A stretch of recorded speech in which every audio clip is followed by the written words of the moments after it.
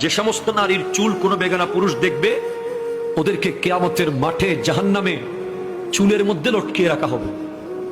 2, যে সমস্ত নারী স্বামীর সাথে তর্ক করে কথায় কথায়, বাকবিতান্ডে জড়িয়ে যায়, কথায় কথায় জবাব দেয়, স্বামীর মনে আঘাত দেয়, তাদের জিহ্বার মধ্যে লটকিয়ে রাখা হবে। জানিয়ে দেবেন আপনার ওয়াইফকে। আপনারা চাতে আসতেছি একটু পরে, শুধু মেয়েদের কথা বলে চলে যাওয়ার লোক আমি না, আপনারাও আছেন সামনে। যে সমস্ত নারী পরকীয়া সম্পর্কে লিপ্ত